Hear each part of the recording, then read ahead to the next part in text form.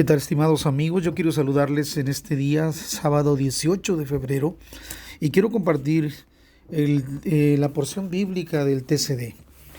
Hoy estamos leyendo ahí en primer libro de Samuel, capítulo 14, verso 36 al 52. Y bueno, estamos viendo a un Saúl que se está descomponiendo, su figura se está deteriorando porque está tomando decisiones un poquito equivocadas, si no es que mucho. Y bueno, el relator dice: después propuso Saúl: bajemos esta noche a perseguir a los filisteos y hagamos un saqueo hasta el amanecer sin dejar vivo a ninguno. Todos respondieron: haz lo que te parezca mejor. Pero el sacerdote dijo: antes que nada, consultemos a Dios. Entonces Saúl consultó a Dios. Le preguntó: ¿debo perseguir a los filisteos? ¿Los entregarás en manos de los israelitas? Pero el Señor no le respondió ese día. Por lo tanto, Saúl dijo: acérquense aquí todos los jefes del ejército y averigüen quién ha cometido hoy este pecado. Y bueno, ahí sigue la lectura, pero aquí vemos inmediatamente cómo noten que Saúl no iba a consultar a Dios, pero el sacerdote le dijo que lo hiciera. Consultó a Dios y el Señor no le contestó en ese momento. Entonces él empieza a tomar una decisión muy equivocada. En el resumen que tengo aquí dice: Saúl consulta a Dios si debe descender hacia los filisteos, pero no recibe respuesta. Convencido de que es por el pecado de alguien, echa suertes para hallar al culpable, y la suerte cae sobre su hijo Jonathan. Creo que Saúl sigue cometiendo una necedad tras otra. Después de obtener la victoria en la guerra contra Filistea, así lo dice aquí el comentario, el primer rey de Israel, o sea Saúl, se propone luchar contra sus adversarios durante toda la noche. Sugiere no descansar y saquear a los filisteos hasta la mañana siguiente. Entonces el pueblo acepta su sugerencia. No obstante, no reciben ninguna respuesta de parte de Dios. Lejos de entender el corazón de Dios, quien no desea más guerra, Saúl no se detiene. Da por sentado que la razón por la que Dios no responde es por algún pecado cometido.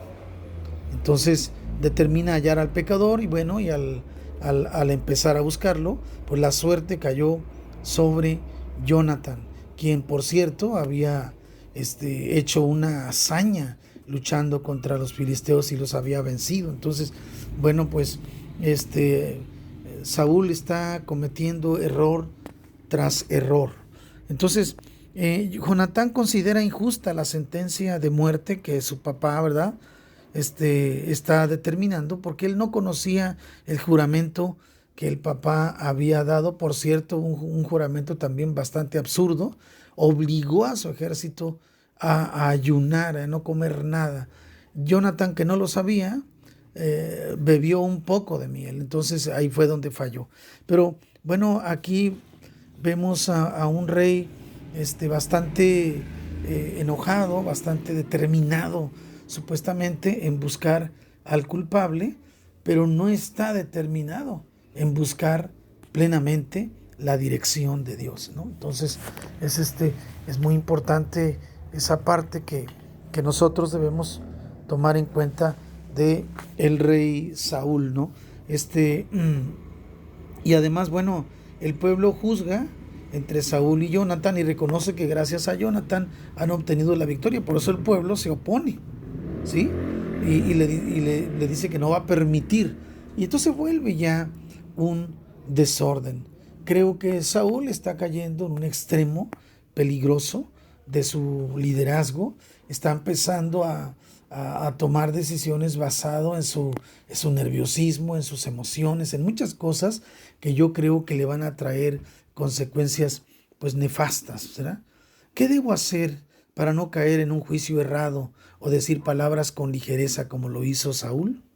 ¿Sí? Entonces es muy importante esta parte. Claro que sí. ¿Qué debo hacer por eso? Y ahora, en el ensayo para meditar hay una lectura interesante. Dice aquí: quien se ocupa de sí mismo todo el tiempo se vuelve arrogante al olvidarse de los demás, porque pierde la consideración y actúa según su antojo. Lo opuesto a la arrogancia es la amabilidad y la empatía. La humanidad y la cortesía se forman a partir del respeto y reconocimiento del prójimo.